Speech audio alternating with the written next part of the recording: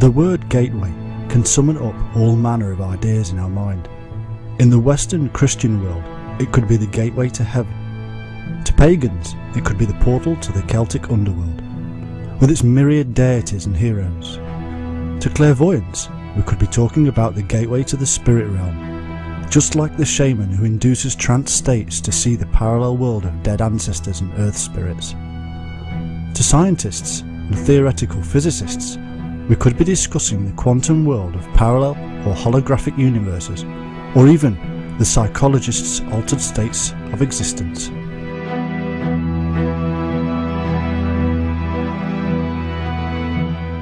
All these countless beliefs are linked together, through time and space in a way never before realised. They are all evolved methods of the very same process, which we shall discover was at the root of all religions, and is implicated in the origin of consciousness.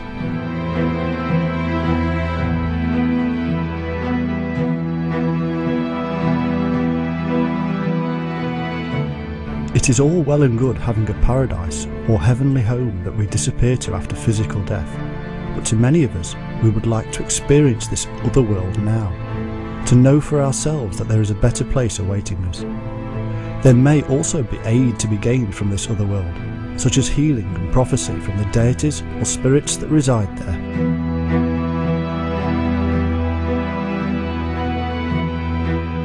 These inner concepts of the mind evolved over vast periods of time and through hundreds of wonderful and mighty civilizations into anthropomorphic resonances that remain with us today. The archetypal figures of these hidden worlds were brought out of the mind for all to see, as the sun, moon and stars, as the spirits of the trees and animals around us, as the sibyls of the underwater realms and the ghosts of the mountains. In the same respect, these everyday natural objects were taken inside and given life as human figures.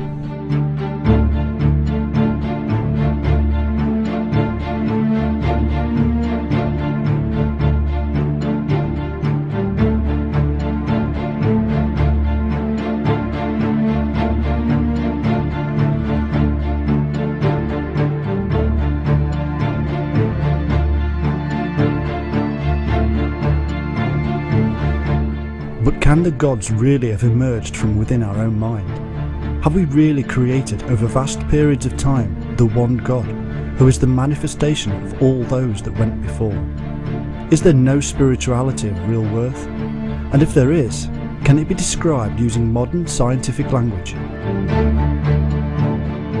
In order to discover the true gateways to this other world, we must try and discover the beliefs of the ancients with regard to the modern psychological term for it, the void, a term, incidentally, also used by the ancient Hindus.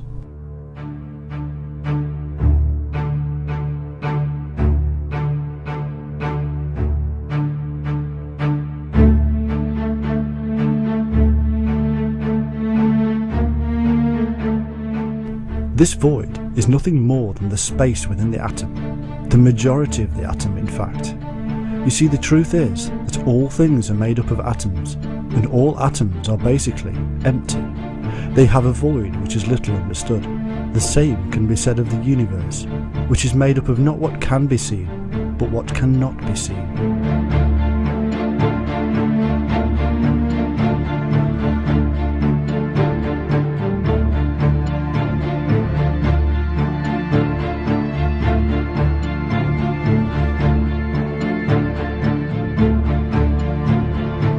The Sanskrit word akashic means the fundamental and etheric substance of the universe.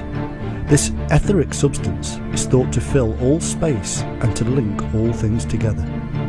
Because this mystical substance connects everything to everything else, then a vast record of knowledge is built up, and it is into these akashic records that we can supposedly tap.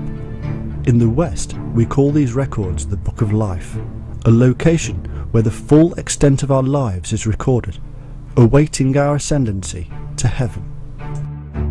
So let's think about this for a moment. The Akashic records are where all the information of the entire universe resides, and the word itself means the substance of the universe. So the substance of the universe holds the records of everything from all time.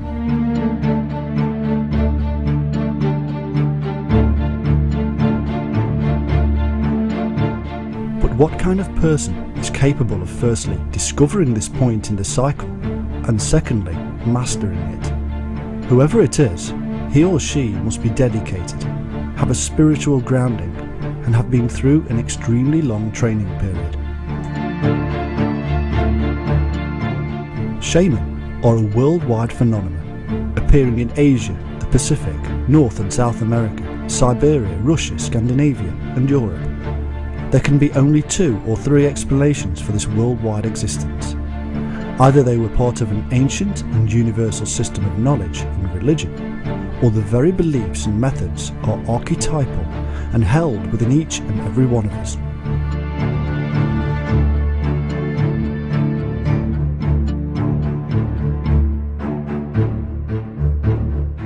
If the effect of entering the gateway to the other world is archetypal, as the evidence shows, then we would easily imagine that the phenomena could have erupted universally, worldwide, without outside influence. Added to this the emerging scientific fact that ESP could now be proven, then the archetype could simply be coming from the collective mind of these entangled and superconscious individuals.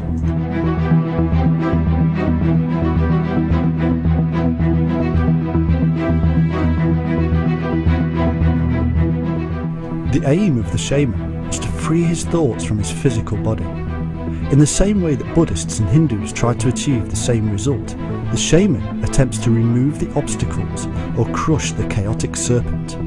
He must call down the positive power of God from within the void, the solar divinity, the sun within. Just as the Spirit touched the Christian apostles and the flames licked above their heads, so too this powerful spirit comes upon the shaman and is called Gulmanek, which means illuminated or shining. The shaman literally becomes the shining one on earth.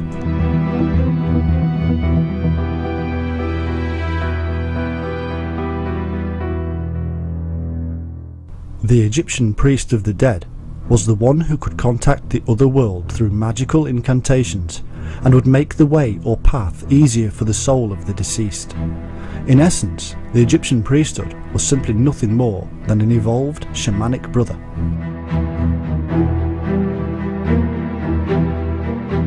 These similarities can be shown to be universal, and it is these methods found from the Americas to the Middle East which show that the shaman process was much more than archetypal phenomena.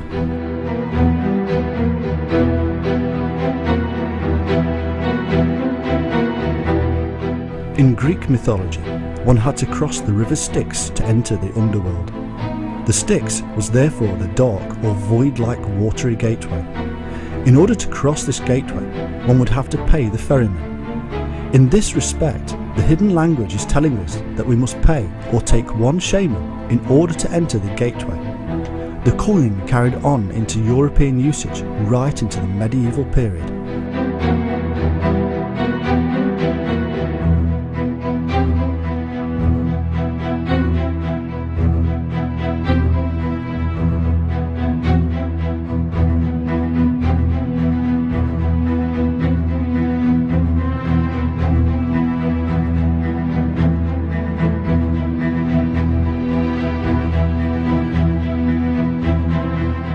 Etymology helps us with tracking down the shaman of Europe. The sorcerer concept, used in more than association with the shaman, also gives rise to the Sanskrit term Vidya, which means wisdom, knowledge, or science. The Vidya were possessors of knowledge and are often called Kara, which means to fly or move in the air like the shaman. They were often considered tricksters like the early shaman and later witches. In fact, this is the link, as Vidya is the root of Wicca or witch.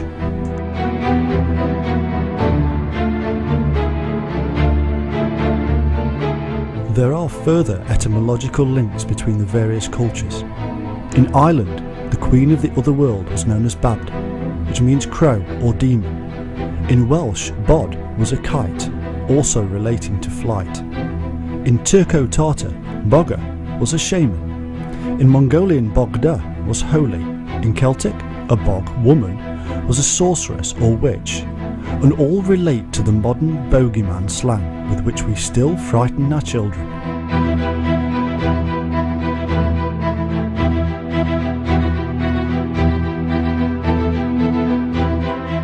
We also find that the Finnish word noita means witch, and originally it referred to the people who practice the technique known as lovi, which means trance or state of ecstasy.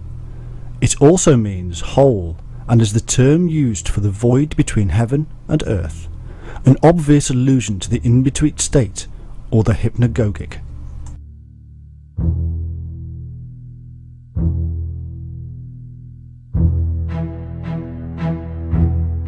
Often these experiences are psychotropic, with soft glowing lights and beautiful unearthly music. The luminosity is often overwhelming and remembered strongly, giving rise to the shining title. These experiences of the shaman, witch, drug taker or alien abductee are all rooted in the same mental process. The true differences are in the fact that only the shaman and witch are prepared, like the Egyptian priest who prepares the deceased. This enables the ascent or descent into the other world to be controlled and manipulated rather than confused and abstract, like that of the drug taker or alien abductee. This does not mean that the shaman does not take drugs to enter the trance, he certainly does, but it does mean that he controls the usage and is conscious of what he is doing.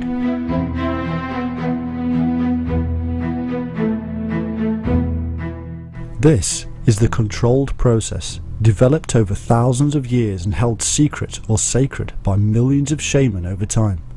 It is the complex result of an internal process, visualized and imaged as only man knows how. It is now time to take a look at science in relation to the journeys of the shaman.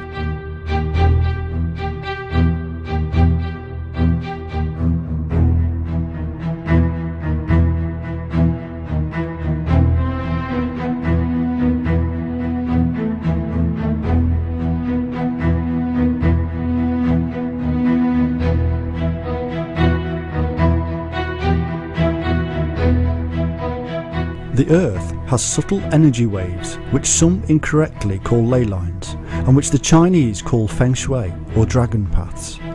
These forces are scientifically proven to exist, although much that is blatantly unscientific is claimed for them. When we alter the environment, we alter the balance of these paths, and in turn the subtle balance between the Earth and the universe.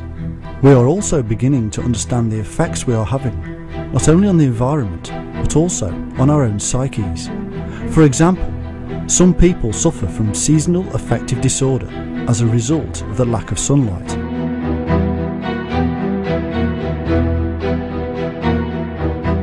Our ancestors have shown that they understood these subtleties. They placed clues for us to find. All of their rituals, their religions, cults, gods, demigods, all of their lives were linked to the cycles of the universe.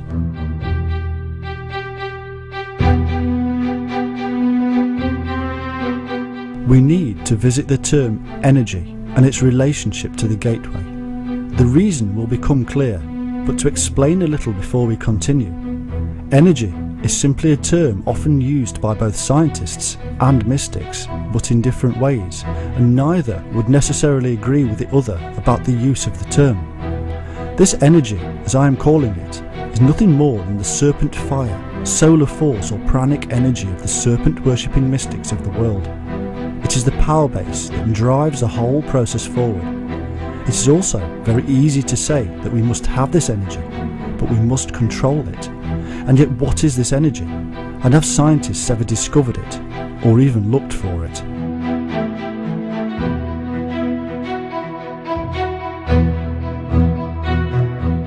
Over the course of human history, as we have seen, there have been thousands of individuals who have claimed to experience the enlightenment or illumination, giving rise to the term shining, as far back in our history as we care to go. If it is true that mankind across the world and across time has been having these experiences, and they are very real experiences, then it is true to state that they must be brought on by some kind of energy. This energy is both the electrical charge within the nervous system to the brain and the chemical and biological reactions within our brain, brought on by numerous methods of meditation, prayer and dervish. The connection to the gateway in another mental dimension is also often found to be at specific locations on the earth with very special energy alignments or properties. These ancient methods and locations were discovered over the course of tens of thousands of years and have been perfected by initiates and adepts of many cults and creeds. The methods do work. They do create altered states of awareness via the electrical, biological and chemical reactions that they generate. The question scientists, among them psychologists, are asking is simply whether the reactions are purely biological functions accidentally discovered by mankind, or are they truly mystical and spiritual capacities of a higher self?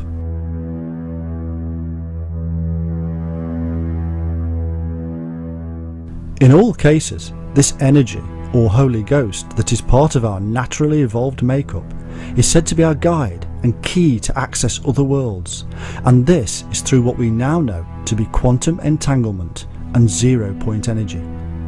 This leads us nicely back to the term, the void.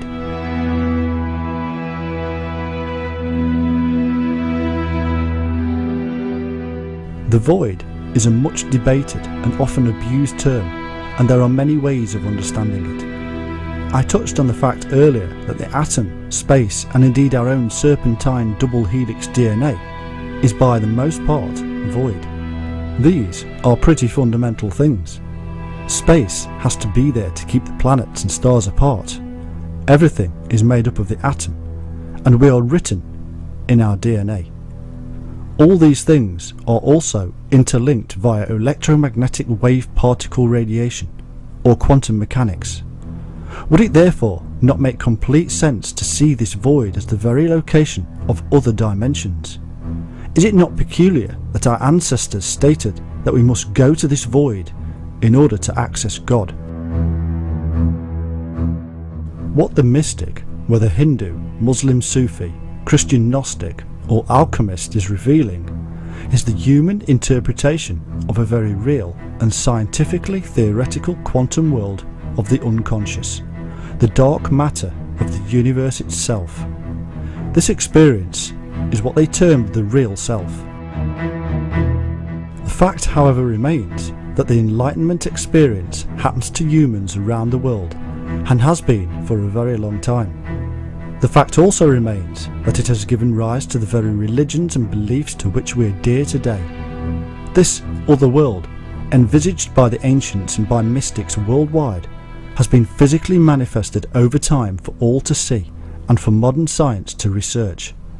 These physical manifestations can be seen in structures like the mandala and in texts such as the Bible. But what we have now discovered is that the location, internally and within the atom, has a title, the void.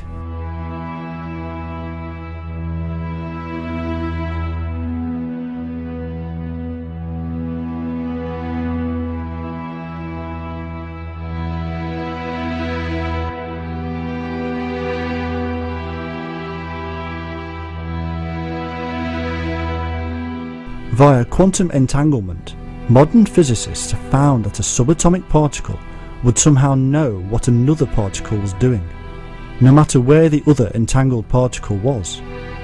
If scientists are prepared to say that the particle knows what the entangled particle is doing, then how much further is it to say that once conscious of this level of reality, we too could know what the other particles entangled to ours are doing? We are conscious of our biological and chemical reality. Why not then also our quantum level? These other particles to which we are entangled could be part of the universal mind, or even the activity in another valley or even planet.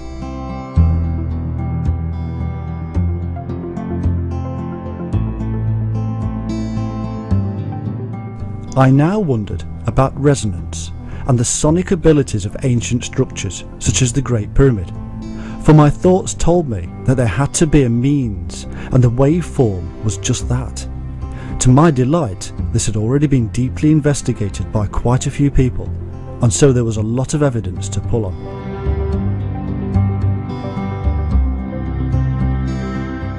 Experiments carried out by Tom Danley in the King's Chamber of the Great Pyramid and in chambers above the King's Chamber suggest that the pyramid was constructed with a sonic purpose. There are 4 resident frequencies, or notes, that are enhanced by the structure of the pyramid and by the materials used in its construction. The notes form an F-sharp chord, which according to ancient Egyptian texts was the harmonic of our planet. Moreover, tests show that these frequencies are present in the King's Chamber even when no sounds are being produced.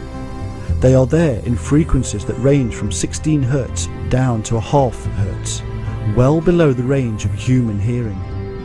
These vibrations are caused by the wind blowing across the ends of the so-called air shafts, in the same way as sounds are created when one blows across the top of a bottle.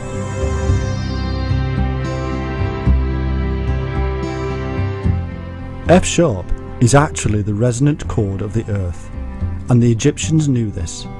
Native American makers of sacred flutes from Oregon also make flutes tuned to the key of F-sharp.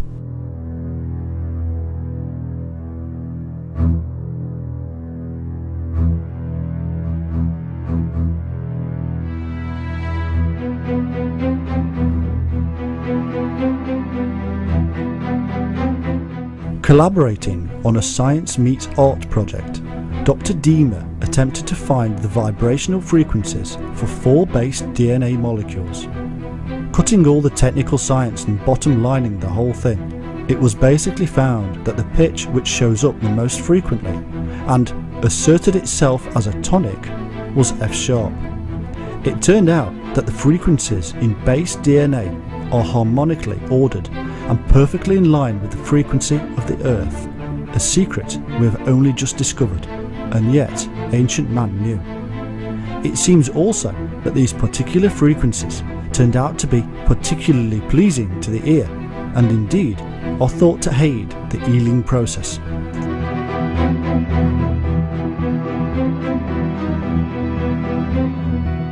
Now, did the ancients know of this correlation between harmonics, stones, the earth, and even electromagnetism? Pythagoras gives us the answer from the 6th century before Christ. He described the stone as frozen music. His intuition apparently told him that the mathematics of frequency occurring in the planets, Earth, and other cycles were in tune and indeed told a story. At the base level, our bodies understand this, and at the heightened, enlightened state, our minds do too.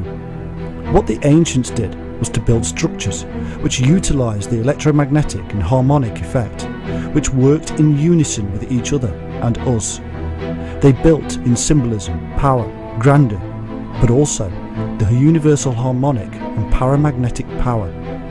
They then ritualised the whole thing into great and magnificent stories, fables, and even developed religions accordingly, worldwide.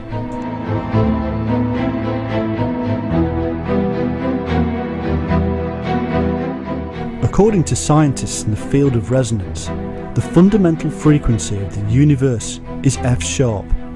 The same scientists tell us that interaction with this fundamental frequency under resonance conditions would result in the exchange of energy and information.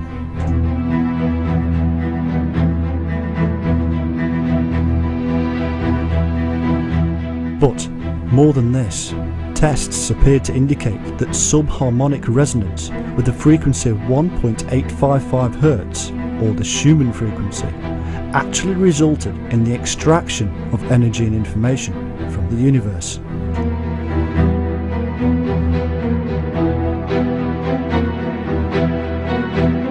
So, according to science, interaction under the influence of F-sharp actually allows the transference of energy not only between individuals but also from the very universe itself. This is directly from the void, from what we believe to be the non-local intelligence centre.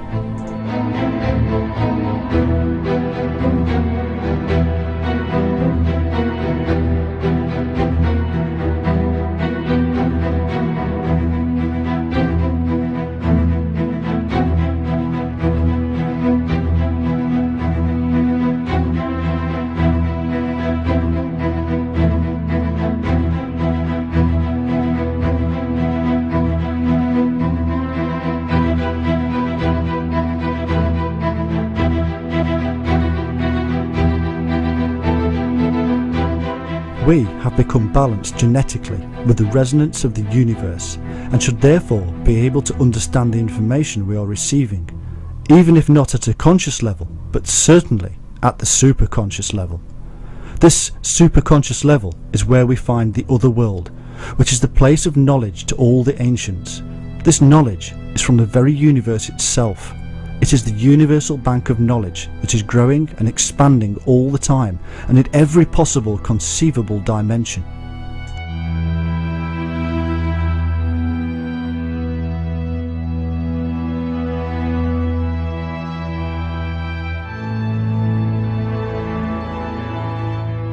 Above the King's Chamber in the Great Pyramid is a layer of granite blocks brought hundreds of miles to this particular site. The majority of the pyramid is limestone, and this is important. Limestone is made up of calcium and magnesium carbonate. Calcium carbonate is an excellent receiver of electromagnetic waves. Strangely, it also becomes luminescent when rubbed, giving rise to the phrase limelight.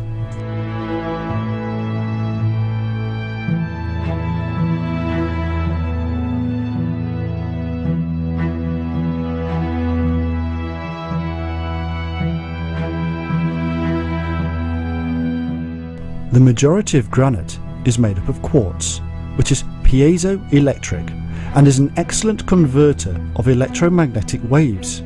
It is formed via a serpentine spiraling motion and is known as a quantum converter, transmitting energy information at a magnified rate. Basically, by putting large granite blocks above the King's Chamber, I conjecture that the chamber was in fact a massive crystal receiver. It could also be conjectured that it would transmit information as well, given sufficient energy resources, such as making loud noises.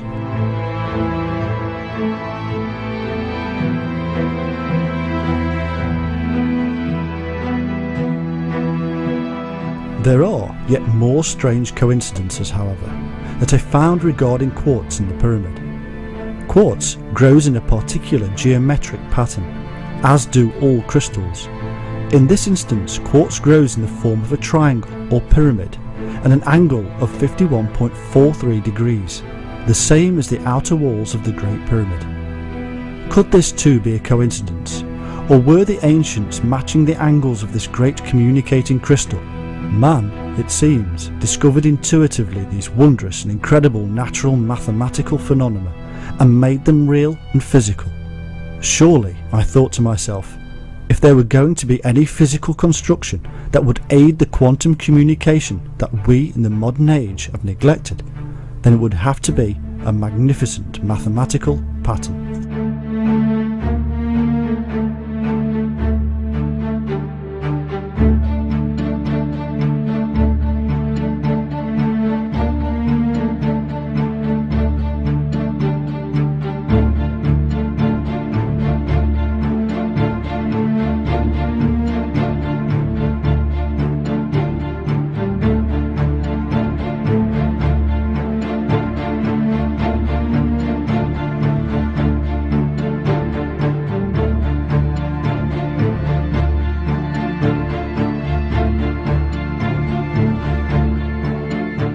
Following a trip to see memory champion Dominic O'Brien and his binaural beat machine, which balances out brainwave patterns to specific frequencies, he decided to test what he tentatively called the Holy Grail frequency, alternating frequencies of alpha and theta of 7.83 Hz that I recommended on various subjects. The resultant effects caused were exactly what I predicted, with feelings of a presence and all manner of spiritual experiences.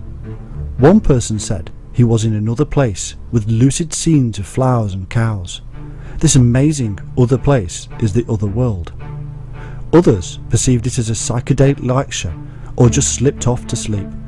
Either way, as Dominic said, early indications are that this is a great healing frequency.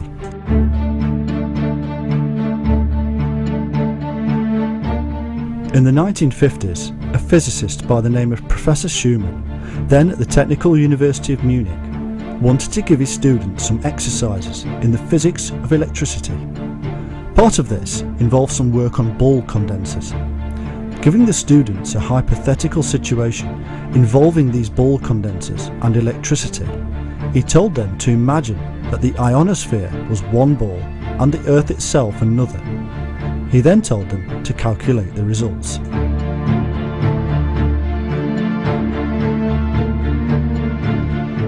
Schumann himself had no idea what the result would be, and so decided that he needed to do the calculations himself too. He came up with the answer of approximately 6 to 10 Hertz. Amazingly, this rough calculation turned out to be the approximate resonance of the Earth itself, a perfectly natural resonance that mankind has lived with and evolved with for millions of years. The frequency fluctuates over time as energy discharges, such as lightning. But this has now also been proven to affect the human mind. This Schumann resonance, or resonant cavity on the Earth, produces rhythmic waves that entrain our own.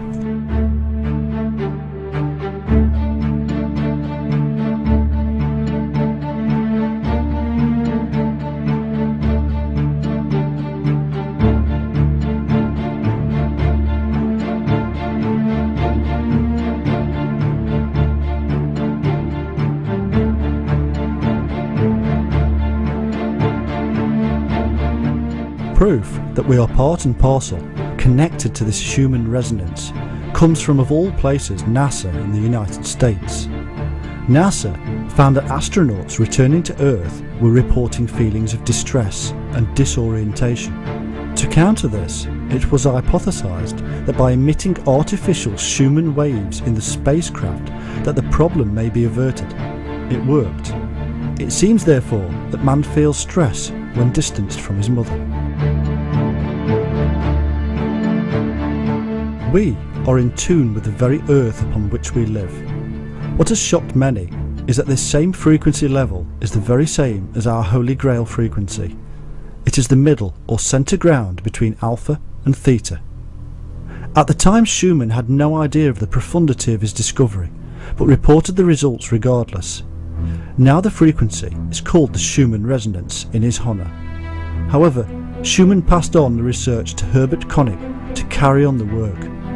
Koenig produced extensive experiments to measure the resonance of the Earth and found a more exact measurement to be 7.83 Hz, exactly between alpha and theta.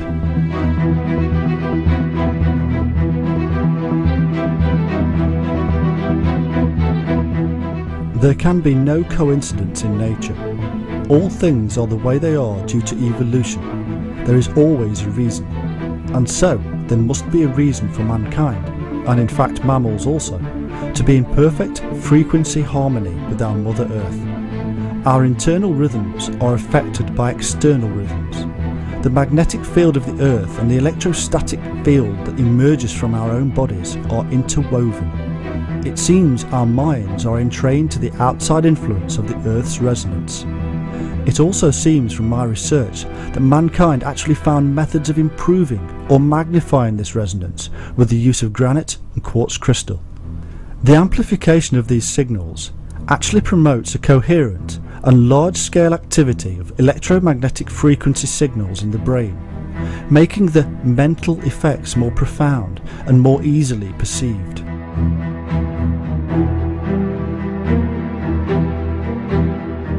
However, being conscious of these effects is much more than being conscious of the Earth's own resonance in tune with our own. It is the act of being conscious which allows us to alter this reality. By being aware of our surroundings and the images we perceived whilst in the hypnagogic and attuned to the Earth's resonance, we can then make conscious decisions. These decisions have electromagnetic frequency signals and alter the level of activity inside our own brain, which, as we have seen, are interwoven with the Earth's field.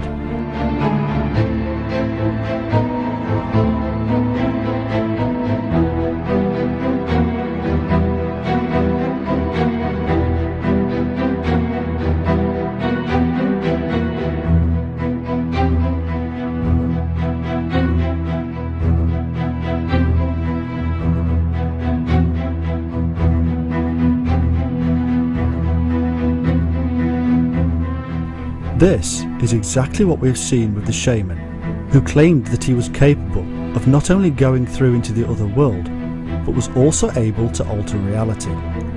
In pure consciousness, where we are not aware of the hypnagogic state, we can only affect the physical reality by physical means. In the unconscious world, we may perceive the unconscious realm, but we are not conscious of it and can therefore make no decisions. In the hypnagogic or lucid dreaming state, we are conscious of the unconscious mind, and therefore the elemental connection we have to the universe around us and the holistic nature of that realm. We then consciously attempt to alter the dream state world that we find ourselves in, and thereby alter our own reality. A true adept would have huge creative powers at his or her disposal in the dream world. At a quantum level, these powers actually come through into the physical reality via the wave-particle matter phenomena. This is what the ancient Shining Ones called magic.